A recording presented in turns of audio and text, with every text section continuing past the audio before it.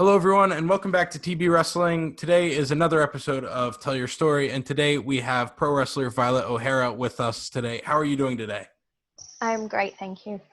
Awesome. So first, just give everyone a little bit of a background about yourself, how you got into wrestling, and how you got to where you are today. Okay, so I wrestle in the UK as Violet O'Hara. I am 4'8". I got into wrestling accidentally. It wasn't a career aspiration of mine in the beginning. I went to performing arts school and I had an audition, and I didn't actually get into the actual company as the role that I auditioned for. But then the director of the company looked at the CV and put me in touch with obviously a wrestling company who was looking for wrestlers and backstage interviewers and the like. And that's where I ended up. And then I was on a show with Rhea, who is known as Paige, and she told me to go down and train with her family, and I did, and I haven't looked back. Wow. So you mentioned that you got your start accidentally because of a performing arts school. Do you have a Yes. background in theater? Yeah, so I was always good growing up at either sports or theatre. I wasn't very like academic, like I wasn't really a mathematic or a geography, things like that. Like that's not me. I'm more of a practical, hands-on type of person. And I naturally gravitated to either sports or theatre. And I remember finishing school and I was like, right, what do I want to do? And I applied for a physical education course, but at the time they were doing a pilot program where they wanted more males in education for those type of courses. So there was only 2 spots for females on a particular course, or was it or 4 or something? It was, I can't remember. It was a long time ago, and obviously I missed out. So I applied to do a drama course, and then obviously went to drama school for 2 years, and then learned how to do stage combat.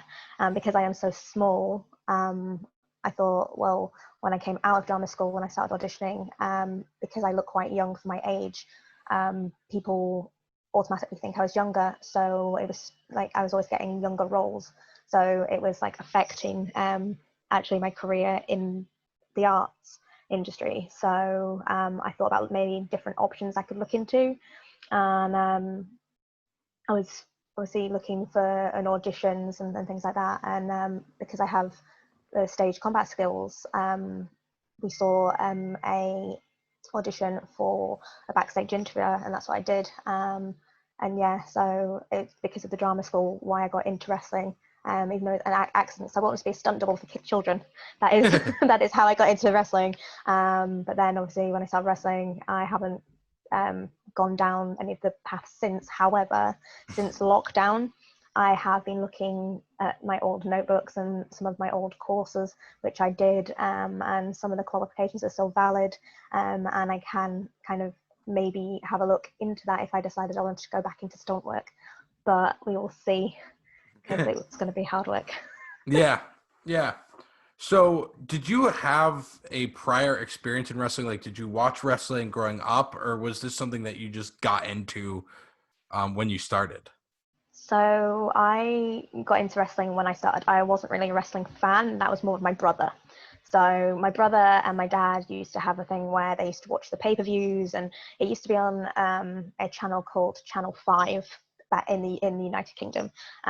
So we used to stay. Well, they used my brother and my dad used to stay up late and watch that, and then I started like watching it every now and again because I wasn't into like the girly stuff that my mum liked to watch. So she'd be like watching some rom-com chick flick, and they would be watching wrestling, and I'd be like, okay, I'm gonna go and sit with my dad and my brother. And then I think one of the very first shows I saw was during the Ministry of Darkness phase. So when it was very dramatic and cinematic, and you had Undertaker, who was the villain, and then you had Stone Cold, who was the hero, and then Stephanie gets kidnapped, and then you find out it's Vince, and oh, it was just incredible, like the whole storytelling, and it reminded me a lot of like theatre, and I think they made me kind of go, oh, okay, that's cool. You know, I want to do drama. And at the time as well, I was like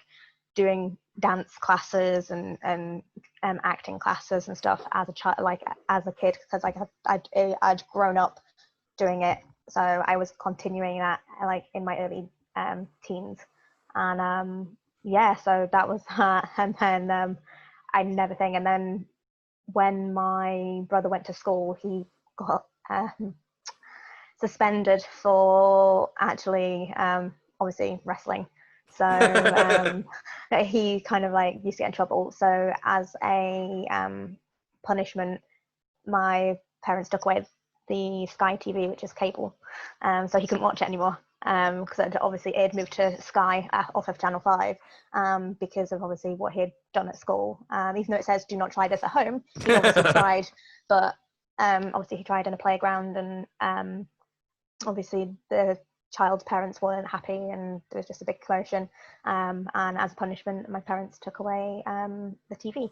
So yeah, so he had that, and then he fell out of wrestling, but he used to kind of play it on the video games and everything. And then when we got Sky again, my brother started watching it, but it wasn't until I think it was one of the WrestleManias, and I decided that, you know, wow, this looks cool, but I didn't really think about it. And then I was reading an article because I'd just been rejected for funding to go to stunt school, because it was part when when the banks went downhill and everyone went into recession. And I was like, well, what am I supposed to do now? Like, where can I go? Like, I've got a drama school degree that I can't even use. I have no, and I didn't want to sit in an office and do office work because it's just not me. And then I was like scrolling these auditions, so I ended up getting a part-time job and auditioning alongside that. And then that's when one day I was looking at the job boards, and the one for the commentator for one of the companies was on there.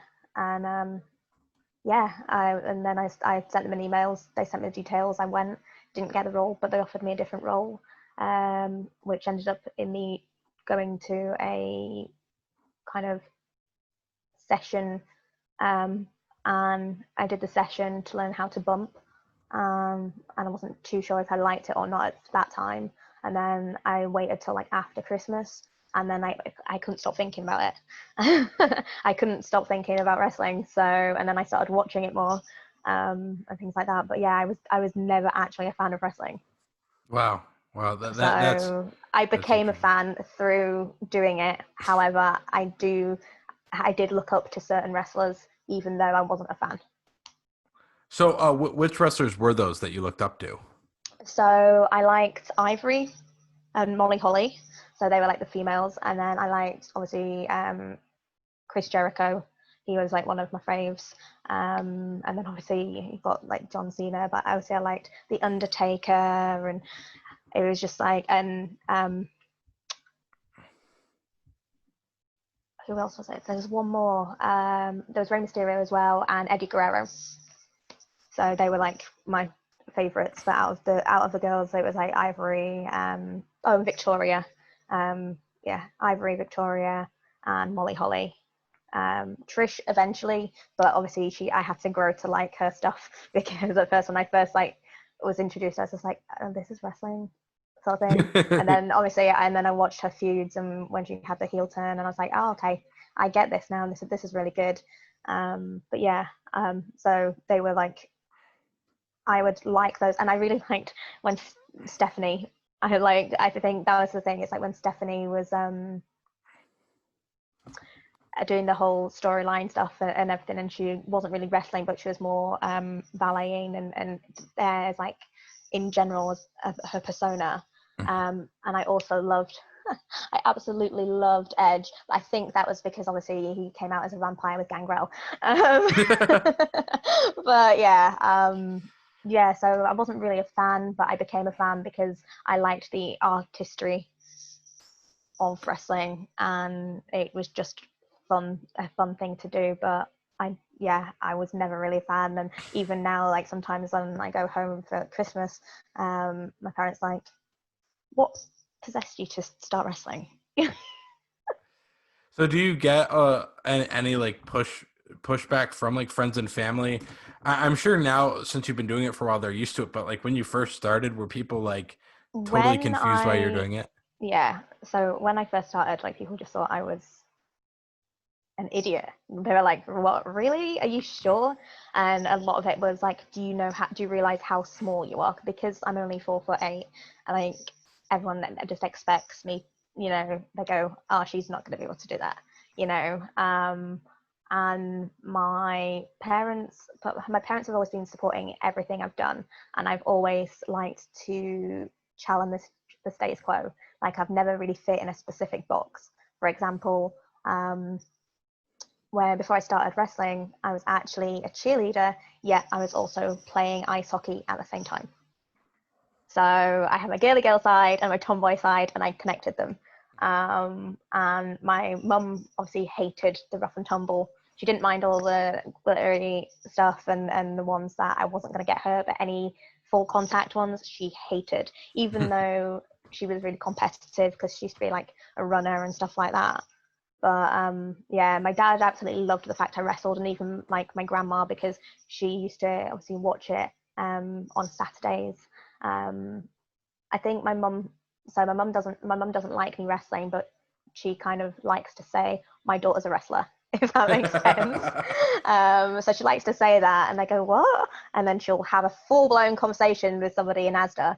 And then my dad, he was quite supportive, so he um, came to like my first shows, gave me advice when I wanted to quit, because I didn't think I was tough enough, like because I did get injured and people did take liberties when I first started.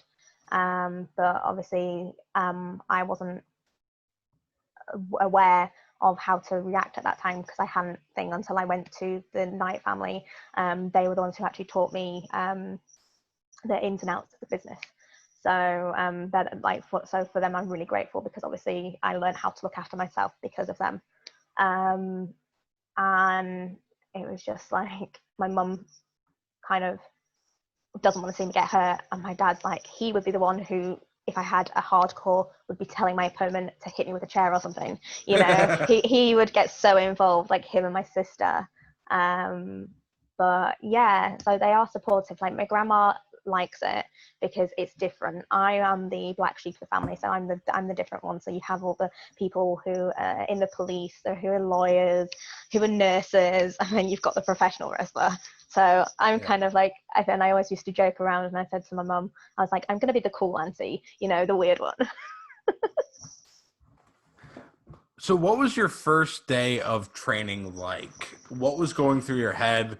Was it what you expected, or was it just completely out of this world of what you thought it might be like? Okay, so I will obviously speak about my actual like first time I've ever stepped in the ring, and then my actual I would class as a training session, because I can't really remember my first training school because of the sort of like the style of training. Um, I can't really remember Mhm. what we did. Um, so when I first stepped through a ring, it was in a place called Wakefield, and I was in this massive old industrial warehouse, and it was freezing cold. And I remember like wrapping up warm and everything, and you had the head coach at the time, and two people who were doing like one-to-one lessons, and they taught me how to take a bump. So that was my very first session, is I learned how to bump. But which was like, so I learned how to back bump, I learned how to front bump, and roll. So they were the thing. But because I managed to pick it up, and then when I had managed to do that quite well. They were like, "Oh, have you wrestled before?" And I was like, "Well, no." And then the guy was saying, "Well, what do you do?" And obviously he'd seen the CV from the backstage interviewer post I'd applied for. And it was like, "Oh, you did judo?" I was like, "Well, yeah, when I was like 12." "Oh, you've done cheerleading and gymnastics and stuff.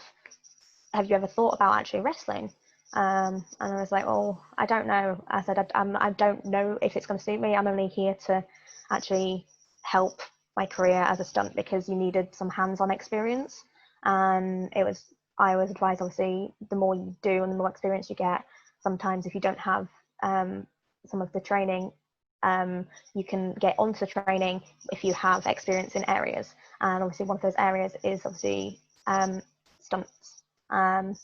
Like fighting, and obviously with wrestling, technically it's fighting, sort of, but in a different way. I'm not very good at explaining it, but I'm like, I know what I mean in my head, but I can't get it out right now. Yeah. So um, how and long? then Go ahead. and then obviously that was the very first time I stepped in the ring. My first experience of the training was hard.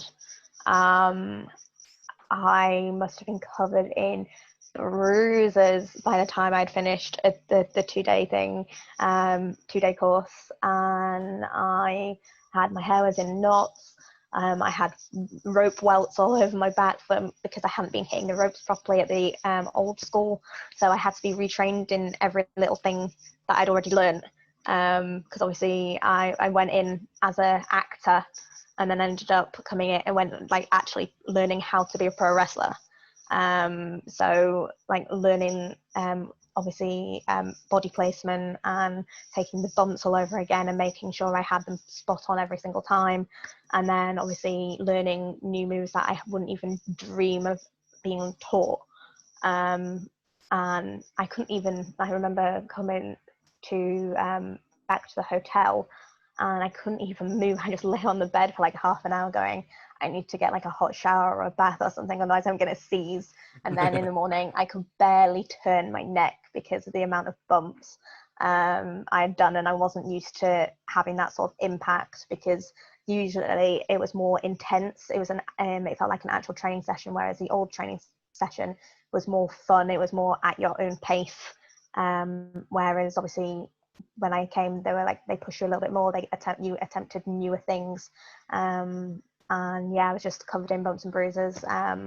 But I loved every single minute of it. I used to come home with like all my battle wounds, and they'd be like, "Oh, how did you do this one?" And I'd be like, "Oh, well, that one was from this, and that one was from this." Um, but yeah, like it was, I was in awe when I walked through the doors because I'd only ever heard about the school. Like I hadn't been there. It's my first time, but I was really, really nervous, especially because it was run by the Knights. And obviously, like everybody's got their own opinion and everything. And everyone was saying, oh, how scary they were. And I was truly terrified. And then I got through the doors, and Sweet Soraya comes running over and was like, drags me towards her husband and it's like, can we keep her? She's tiny. We need to give her a nickname, you know.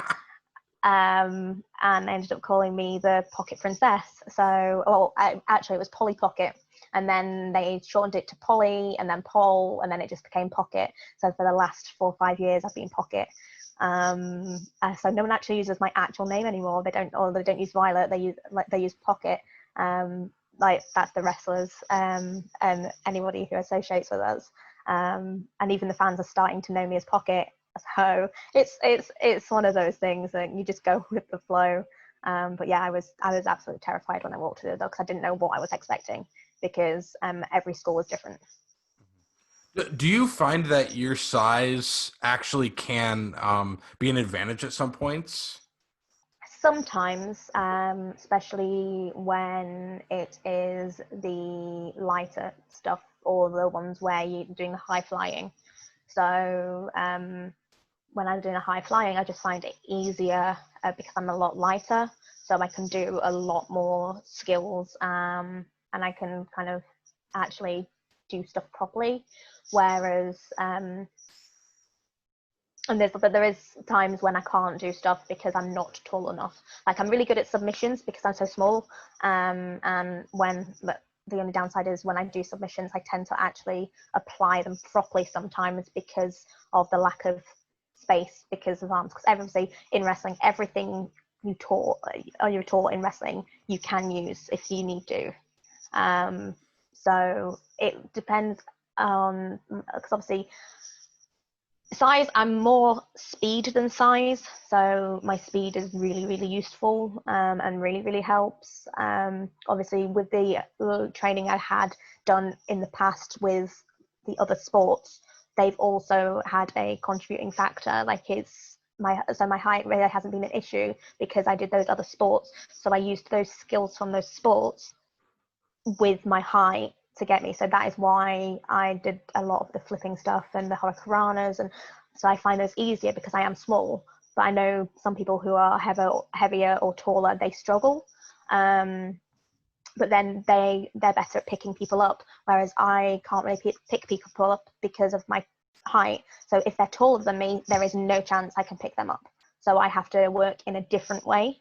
So yeah, I would say like obviously my height is an issue, but at the same time, it's what makes me interesting. So it gives me a chance to stand out slightly because I have to think outside the box. But the only downside about being so small is making sure I'm not I stay competitive, so people are still interested in the story and they don't just go, oh, it's another big person beating up a small person, you know. Yeah. And it's just telling that story, like that David and Goliath story. But after a while, you get sick of the David and Goliath story, and it's like, right, okay, now you have to evolve and reinvent yourself, and that's sort of the stage I'm at. So yeah, that's the thing. It's like my height has hindered me because I always say, if I was taller, I'd be able to do this. However, if I was taller, maybe I wouldn't be wrestling. Who knows? Yeah, definitely. So, how soon after you started training did you have your first actual match? Okay, so my first actual match was against one of the local girls who became one of my closest friends. Um, they were short of I think I'd been training about 2 months, and they were a girl short for a show. So they just needed somebody, and we'd been trying to like go through stuff, and I could put like a basic, like I had an idea behind moves and stuff. So it's like, right, okay, you're going to go together. Here you go. And I did the match. Wasn't great. I think it's on YouTube somewhere. Um, I was wearing kind of like a sailor's outfit. Like I had no clue what I was doing. But we did it, and because it wasn't like awful, like I'll say it's terrible, but when I got feedback, it's that they were like, well, you couldn't even tell that you'd only been doing that 2 months. And then I got chucked in like a lot of like rumbles and mixed matches and stuff like that. But the girls I was wrestling with, they were the ones who were helping control the matches and Mhm. stuff like that. But I do think that I did get put into the ring too early. Um, so I know it sounds bad, but I don't technically count my first year of wrestling because I still feel like I was learning. I was still training. So I only count when I kind of started understanding. Yeah. So yeah, and also like it wasn't, and that's when I was training regularly. So I was training like a couple of times a week rather than the one or 2 days every couple of months. Like it wasn't like a consistent thing. It was like a do a training session. Oh, I've got work for a month, can't get back. Oh, I'll go again. So it wasn't like a full on 3 times a week. But Yeah. then so I don't class that as well, obviously when I started until I actually started doing it properly, which is training at various schools 3 times a week. So at one point I was training with WAW in Norwich, and I was training with NGW in Hull, and I was also at the time training at a school called RDW,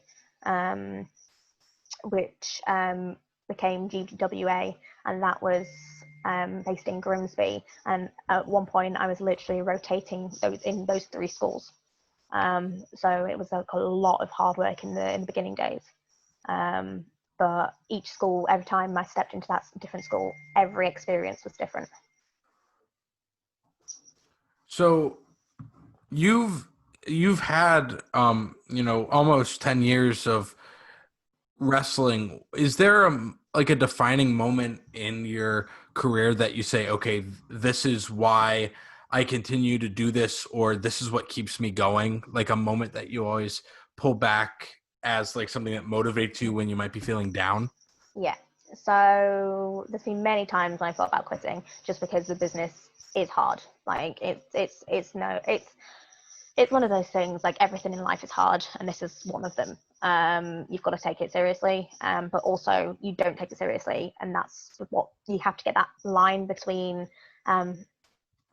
like fun and work, and you get a balance, because if you take it too seriously, it then takes over your life, and you just become focused on going up the ladder sort of thing. And it's good to go up the ladder, but also you need to have fun and don't take yourself seriously, because if you end up kind of taking yourself seriously, you may become, I don't know, like unlikable, or something I can't really explain at the moment, because I actually have mental health problems. So I've actually had like my meds today, so my speech is quite fast, and everything. So I apologise for Totally that. fine. But yeah, so can you just say that again? So it was the Yeah. So what?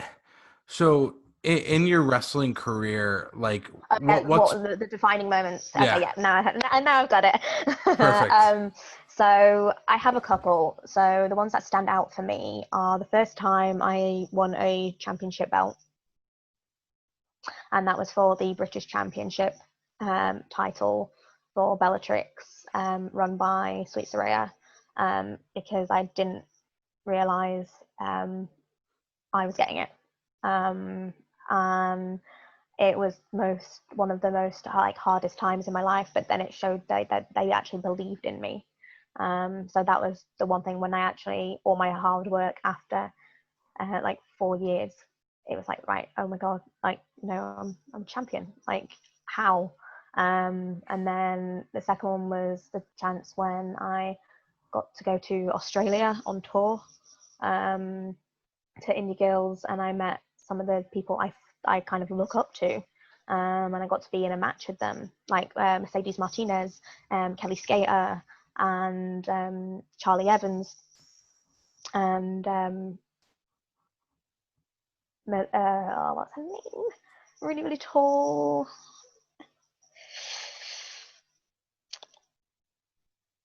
Oh, it's gonna annoy me. I can't remember. I know she's really tall and she's Australian. Madison Eagles, that's the one. Um, oops, sorry. Yeah, so I was in obviously a show with all those, and just like I've been looking up to them, and I've been following their work, and I've always wanted to work for Shimmer, and some of the Shimmer were there in Australia with me, sort of thing. And I remember having a really good match and just having such a blast. So that was like one of my big moments. Another one was probably being the very first champion for Tidal. So I was the very first women's Tidal champion, and I got to defend it at an O2 arena, which is kind of like a big deal, even though it's only a small arena, like a small place. But it was like, to me, it was like a big deal, like seeing the actual sign saying Tidal Wrestling on the outside of the O2, which was just a great, like, I was like, I need to take a picture of this just to remember it. And then obviously when I went to France, which I performed in front of probably one of the biggest crowds I've ever performed in front of it, so it was like a fully paid trip by them. I didn't have to sort anything out. They did it all for me, and I went, and it was in the middle of an old-fashioned like gymnasium. Like, it had like concrete floors, like concrete walls. It looked like a bit of a I'm going to sound really bad here now, but I'm not. I'm just trying to give the best description. It Yeah. reminded me of a prison yard. Like, but it was huge and it was full of people, like the bleachers. Because at first we're like, oh, we don't know how the show's going to do. There's not many people out there. And then by the time we come out, it's a sellout, and it's just noise. As soon as you hit that curtain, just full on noise. And the buzz I got, and then after the match, and then when they're chanting, obviously I don't speak French. Like I used to, like in high school, but and I was a heel as well, so they were chanting stuff at me, and then they switched to English, and it was just great. Like I was like, oh my god, this is absolutely amazing. And that was like one of the other times. But yeah, I think what I like about obviously wrestling the most is the buzz you get. And it's the same as being on stage. Like it is that if I'm on the stage or I'm in a wrestling ring, I feel alive. Do you get more of a buzz from the crowd as a face or as a heel? Because I can imagine it can be fun having people chanting your name and supporting you, but sometimes is it even better to have people like hating you and wanting you, like rooting against you? Is that sometimes the same great feeling? Yeah, so for me, I have always been a face, just because people take one look at my height and they go, okay, like you can't be a bitch. But that is not true if you look at AJ and Alexa Bliss. Like it's not Exactly. true. However, I'm not a bitch. Like I can't be a bitch. I'd have to be the cocky little shit, the one that's the annoying one, the one that's like prodding you and getting the referee to do stuff and then going, it wasn't me. Do you know, like That's great. so I'd have to probably be a comedy villain. Yeah. But then when I'm being comedy to the referee and everything like that, I then would have to be kind of like nasty actually doing stuff. So it's like do you know, like when you have an argument with your brother or sister and you smack them with a remote and then it's like, Yeah. I didn't do anything, Yep. but like in that moment you're the most vicious thing ever, but then it's like, oh, maybe I shouldn't have done that. Oh, I'm gonna die now. Oh, what did you do? Nothing. Sort of thing. So it's one of those things, like as a villain, like I love being villain because it gives me a little bit of freedom to kind of just have a play. But I'm more people will usually tend to put me as a baby face because of my fire.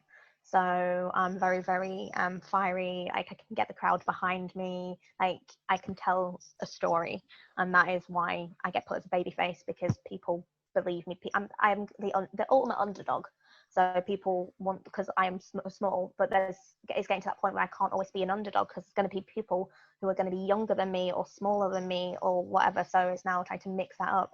So it's like just being like the hero sort of thing, I'm the one like for equality and I'm going to do this. And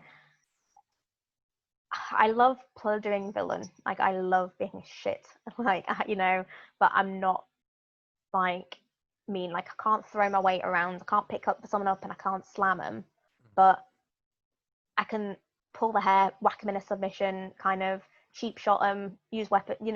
I can use my brain as a villain. Yeah.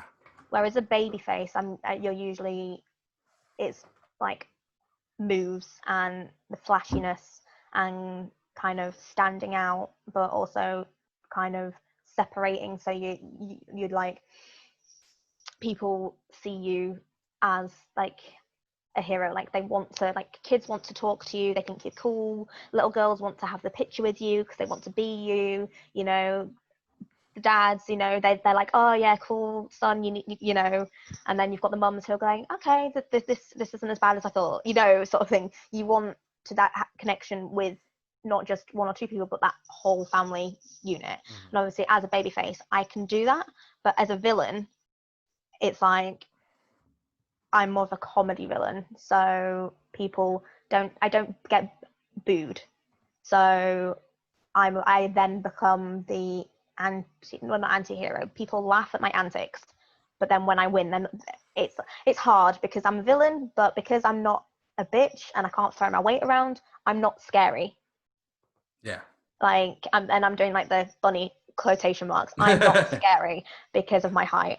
Like I'm Yeah. not a scary thing. So I, as a villain, as a wrestler, I have to be more use my brain and maybe try and be like manipulative. So it'd have to be like, okay, so you've got two choices. I can either be your best friend or a total nightmare. Which do you want? Yeah. And then obviously my skills that kind of stays the same, but then I adapt it so it's a bit more vicious if I'm villain. So I'm basically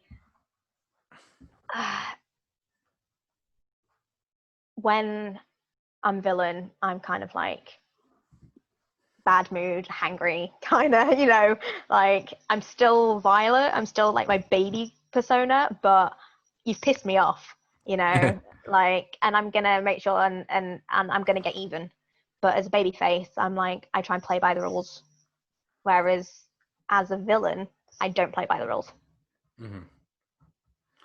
What's it like being a woman in a traditionally male dominated field? Obviously, right now we're at a great time where Yeah. women's wrestling is being treated as important, if not more important, than men's pro wrestling. But I'm sure when you started, that wasn't necessarily the case. No, definitely not. So, like you said, it's had a massive boom period. Like, there's so many girls on the scene. Like, some of them are absolutely incredible, and I just hope I get the chance to work some of them. But I know when I started back in 2012 wrestling, like it was quite quiet. There wasn't many. There was a few names. Like you had the girls in Scotland, like Kaylee Ray and Viper, and Carmel, and Sarah Taylor, but and then in the UK, you had obviously Sweet Soraya, you had Destiny, you had Bubbles, um, and some others, but there wasn't many. You could probably like count them on your hands, like in each area. Whereas now there's loads, and I mean, like it's like when at my training school, there was literally me and another girl. When the very first thing, which was my one of my best friends, Tasha. She was one who I had my first match with at that other training school, but we were like literally like the only two girls at one point. And then there was four of us max, five, and then everyone just started going to like various schools. I know in one school, I think they had maybe six. They had no more, so every school had like no more than like six girls. But then when I came to WAW and Bellatrix, they had like they had like more like girls, and they all had different variations of the girls as well. So they all had people who did different stuff.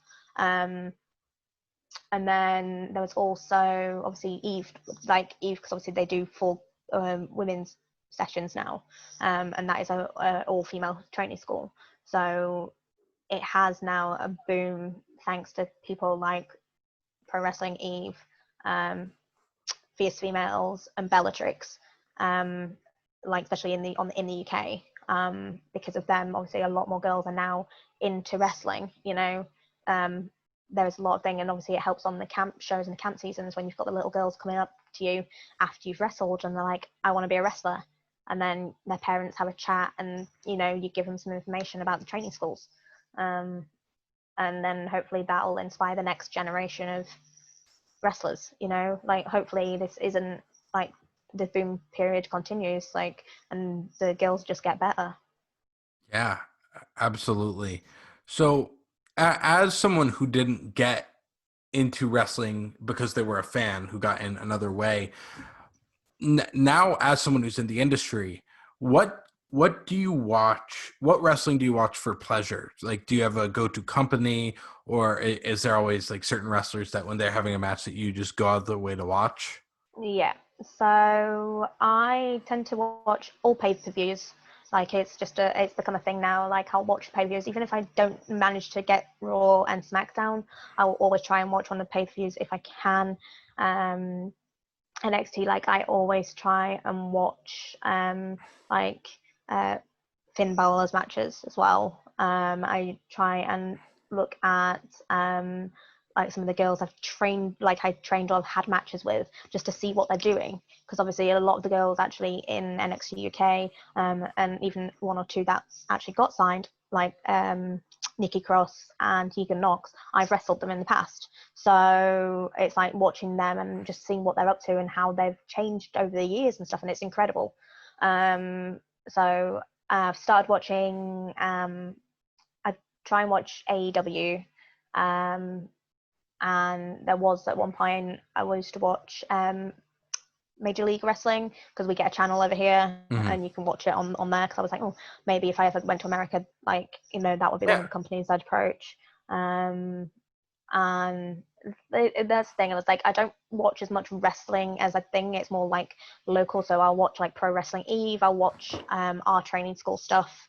Like I'll try and go to shows, like I used to try and go to shows and watch shows, if I was free and I didn't have any shows myself, or I could afford it. But watching it on the TV, I think I would have to say, yeah, the what my go-to is probably still WWE, because it's easily accessible because of the network, and it's all in one place. And also, but I don't just look at the current stuff, I look at the older stuff as well. And then I do, like, I go a lot on YouTube and I just type in wrestling and see what comes up. Yeah. So what are you right now, for everyone is like a really down period? What are you doing to keep yourself, I guess, ring ready, or just in the wrestling state of mind during a time where there's really not much wrestling going on? Yeah, like it's really difficult because obviously everyone, like, wrestling's a really active business, and obviously it's such a huge part of people's lives sometimes. Like, but I'm not struggling as much as some people, because I had a 2 year hiatus. So I was sat on the sidelines for 2 years. So I know how hard it is to not do anything for 2 years. So that's why I'm not struggling as much, and I'm staying busy by researching. I've adapting like my ring gear. I've been doing flexibility sessions, like just to try and think. I've been looking at some of my older matches, um, and to see what I liked. And I used to do all the time in matches. Like I used to basically critique myself. And then I actually found a huge bag full of old notebooks from training schools, like various ones. And sometimes there's only like, in the notebooks there's like only 2 pages used it up, but then there's ones with like, I've used almost the whole book. But it's not just one training school, it's every training school I've ever been to. So at one point, I think I need to gather those all together and just put them in one place in one book, which will be interesting because I'll be able to read that back and go, wait, what was that? What does that mean? Oh, okay, yeah, no, that makes sense. Okay, no, oh, I don't do that move anymore. Oh, that was when that happened, and you know, and just reminiscing, and everything. And it's just now trying to just keep ideas flowing, because obviously when I just before lockdown, I had obviously had just come back properly full time, because obviously I was off 2 years, and then last year, the year before, I was like trying to get back, and then this year was supposed to be my year back. This was like my you know, this is what I'm going to do, and I'm going to achieve this, and I'm going to smash every single one of my goals. And I started to. I really did. Like everything from passing my driving test to winning the European Championship. And I was just like, okay, this is going to be a good year. And then obviously coronavirus. So, but now it's just one of those things. And because I hate working out at home, I know like Mhm. everyone's like, oh well, if you're supposed to be a professional athlete, you should just have that motivation. I have to either be out of the house. I can't do stuff in the house. The only things I can do in the house are either an old DVD that I used to use years ago, and it was Insanity, and that got me in such good shape for my British title run, which I kind of used to get into shape to when I became British champion. That's what stage I was at. I was using their workouts, and I was because obviously I was like lost loads of weight, and then I found the DVD out, so I was like, do I use that? So I've got the Insanity workout DVD, and I go for a walk or a run, but that is it at the moment, because there is no gyms. But as soon as the gyms open, I will be one of the first people to head down there, because I found how, even though I was like, oh, I'm not really much of a workout because of wrestling and gymnastics and cheerleading and all the other sports I used to do as a kid, I'm naturally active. So I have to be doing stuff.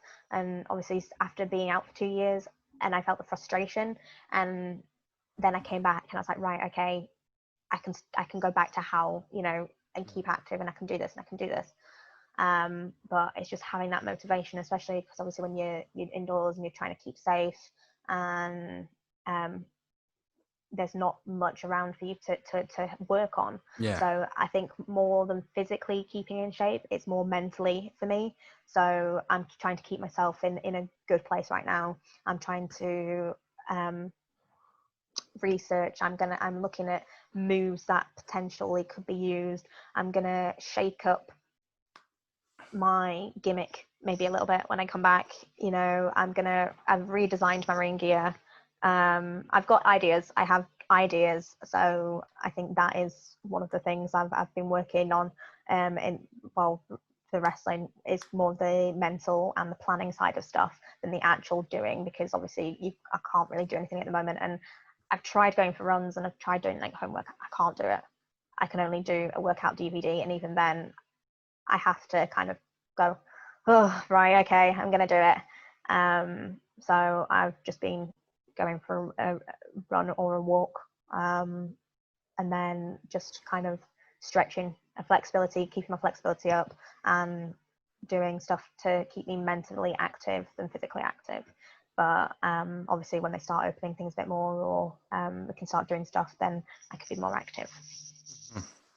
How do you, especially at a time where social media is so prevalent, how do you promote yourself so that people are aware of you? Is that something you So really focus on, or is that just something that you do passively?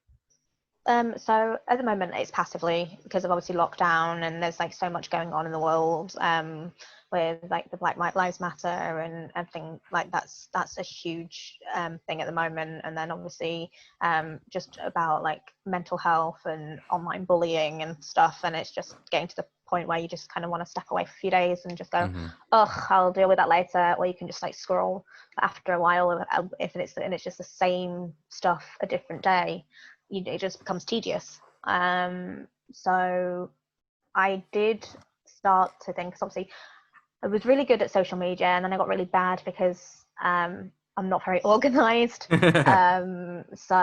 I literally just stopped plugging myself, because I'd also taken time out, so people didn't know who, like, coming back onto the scene, people aren't going to know who I am, or they may know who I am, but my gimmick and my image has changed a lot since they last saw me wrestle, you know. So I had to have new photos taken, I had to have new music, I had to come up with a new move set, and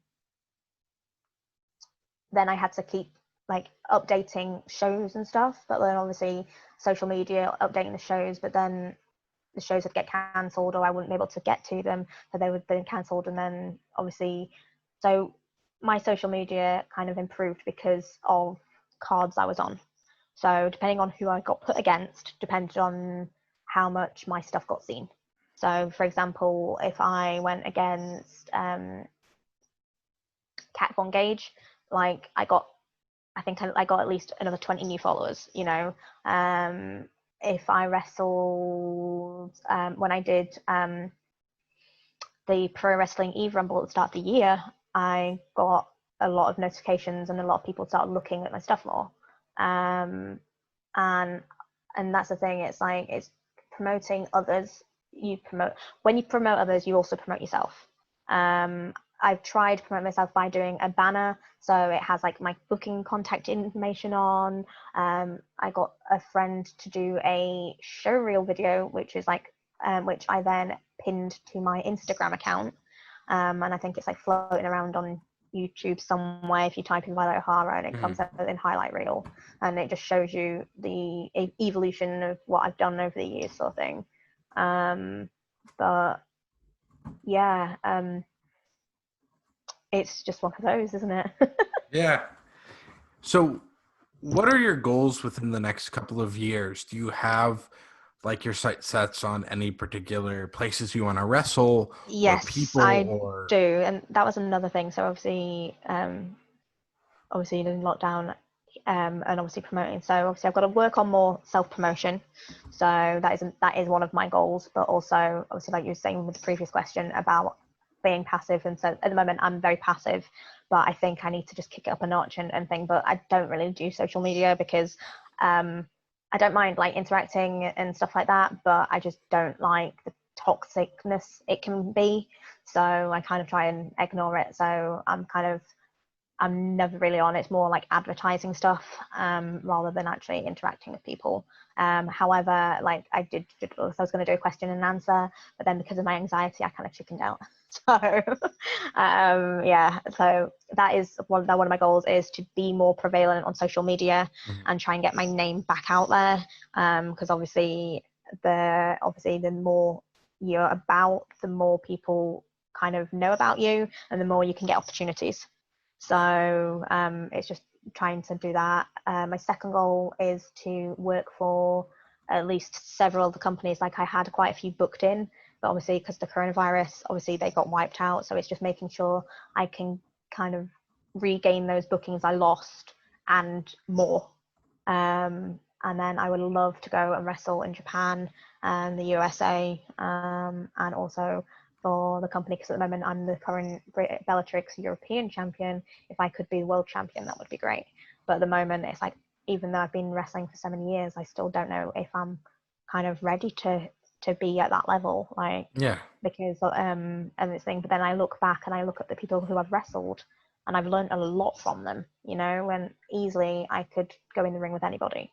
Like, well, that's what people say.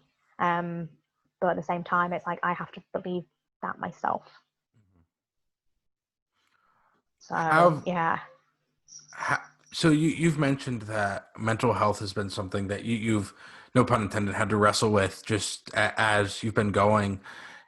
Is there something that really, because I'm sure just with all the criticism people get online all the time, I'm sure that is so hard. Are you finding yourself that you are able to block that out, So or on social media, I'm quite quiet. I try not to get involved in things. Like I don't tend to kind of like um, post like um, when there's like when people have problems and are voicing their opinions on certain like policies and stuff like that. Like I don't really um, get involved, so I never put myself in position that it's going to affect me. So like I try not to, because it's like, but the thing is, it's like you're always going to get trolls. They are going to say what they want to say, but it's how you react to them. And at the moment, but I'm quite lucky, like I don't have any trolls. Like all my people on my pages are, and who follow me, are very supportive. And they do like positive engagement, so I don't have to worry about getting trolled by my fans or my friends. Even in the public, because I like to think I'm an okay person. I'm not like, I don't get much negativity. Mhm. So I think the only other option has been my appearance a couple of times, like when it's been about my teeth, because obviously I had really bad teeth, and then I had braces, and then they've gone back to how they were, but I'm having braces again. And then obviously when I got really sick and I gained all like the weight, and people would comment on how my physicality was changing, or how I was becoming lazy in the ring, but that was because of injury and illness, which I didn't obviously mention, and stuff. And that was the only thing. But it's like you usually go on one thing, but I've not really had much negative experiences with fans. So I'm very, very lucky, because I Yeah. know people sometimes have it on a daily basis. But I think it's just because I get on with most people, and I don't kind of um, put anything too risque or argument. Like I'm not an argumentative person either. So I'll stand up for what I believe. Like I'll stand up for others. Like it's really difficult, because I can't stand up for myself, but I can stand up for other people. So Yeah. I can't, like, I wouldn't be able to do a status and then kind of voicing my opinion. But if someone else did it and someone was jumped on that and started saying stuff, then I'd be like, oh wait, hold on, and then I'd do like the valid points. Yeah. So I'm more of a peacekeeper than a, and I don't get involved. But I'm quite, as I said, like I'm quite lucky, like with trolls. Like I think my mental health comes from obviously sometimes like the negativity of the surroundings and everybody else, not obviously what's being directly thing. But and that's the thing. It's like people have to realize words hurt, jokes hurt. Like someone may be joking, but and you could think it's a joke, but then when that joke makes them become a joke, if that makes sense, Yeah. um, then that is when there is a problem because it's not cool and it's not fair. And you should just treat people how you would want to be treated yourself. You know, where is humanity or like what happened to us? Like what happened to everyone caring about each other? You know, so and that's the thing. You're never gonna know what. Not everyone's gonna like you, but they don't have to say they don't like you, Yeah. like in a negative way. Hmm. Like they can just go, if they don't like you, fair enough, they don't like you. But Yeah. when someone goes, oh, I don't like you because this, and this, and half of it is just made up BS, and you're just like, fine, I'll hold my hands up. You can think that way, but I don't need that. But then it's obviously what people say, and obviously like everything that goes on behind the scenes and stuff like that. Like literally, like for example, like you could have a fan comment on something else and then everyone jumps on and it's like, at the moment, like obviously it's just one of those things. Like every day there is something new, and I'm just like, I don't get involved, and I am staying that way Yeah. because it makes life a lot easier. I just want to focus on the wrestling. I don't want the gossip and the drama. I just want to wrestle. Hmm. So yeah. What's the best piece of advice you've been given from anyone in wrestling? Okay. So there's a few. So the first one is tuck your chin. So yeah, a lot of the wrestling moves, tuck your chin. So that was like one of the most important things I ever got taught. Tuck your chin.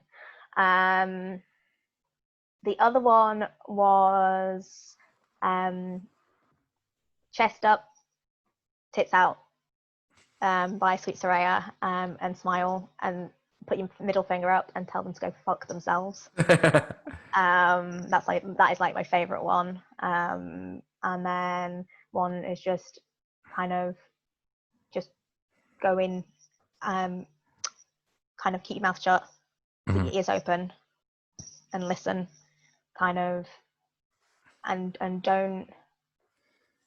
I learned it the hard way, but if something kind of you don't agree with happens, or you go through like a negative experience, like go higher. So go to somebody who is like your trainer or a friend or whatever. Like don't let like a negative experience affect you and knock your confidence.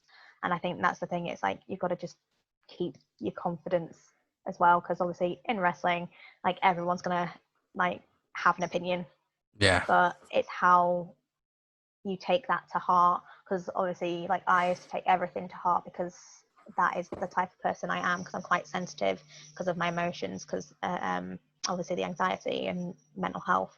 But I realized actually I don't need to be liked, um, even though but I want to, and that is the issue. I want to be liked, but I don't need to be liked. Yes. And that's what someone else told me. Like they're like, you don't you don't have to be liked, like especially when you're good. Hmm. Like it doesn't matter. Get um, allow your talent to speak for you, Totally. as long as but the most important thing is to treat people right. Always be kind. That is what I do. Like in wrestling, kind of like I try and kind of live by like my own moral code. So I'll always kind of like do the right thing. So yeah, it's like do the right thing, kind of protect each other, kind of don't do anything that could put them in harm's way, and that's the thing. It's like, but I got like various information like over the last kind of couple of years of wrestling, like a lot, but obviously yeah, the main ones are the sort of chin up, tits out, kind of stick your middle Yeah. finger up, and then the be kind, treat everybody how you want to be treated, and kind of don't take yourself too seriously. Yeah. So, So do and if you have a problem, like whether it's at a training school or a show, go to somebody higher. Like, find that person you can trust if something is gone wrong, or like something happens, or you need to, and if there's an issue, or you need to speak to somebody, or whether it's something to do with you personally or somebody else, just talk. Just talk, and show that obviously you're not bottling stuff up. so just last question. Do you have anything that you want to promote? Do like places people can follow you and find you? Okay, so you can follow me on Twitter under the handle at Little Miss Violet. I'm also on Instagram under Pocket Princess 24/7. Obviously, you can find me on Facebook under Violet HARA. I have a fan page, but I also have a actual account, but it's through my wrestling persona. Mhm. So find me on there. I might look slightly different, but you'll know because if you see, obviously it should say wrestler, but I've not really checked. The one thing that I would want to plug is the on-demand service that WWE and Bellatrix actually launched today. It's £6 a month, and you can see a lot of old British history and the what's happened over the years, and I think they've got a couple of my old matches up there, so if anyone's interested in to see obviously what I've been talking about, obviously evolving over the years, and obviously you can see how small I actually am, then go ahead and go and give it a look.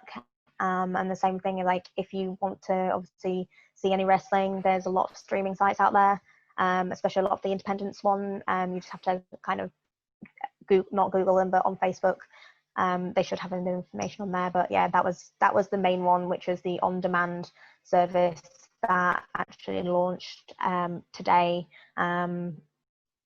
So yeah, there should be a link on Facebook, and what I will do is at the end of this, I'll send it over direct message. Yeah, and I'll put it in the link and a link in the description. Thank you so much for joining me. It's been great hearing about your journey. You've definitely gone through a lot, and I hope that as soon as things open up, that you're able to start reaching the goals that you're looking for. Thank you so much, and it's just been a pleasure for letting me just come and talk shit. So, Absolutely, absolutely, anytime. All all right, right, thank you so much. yeah. All right, bye.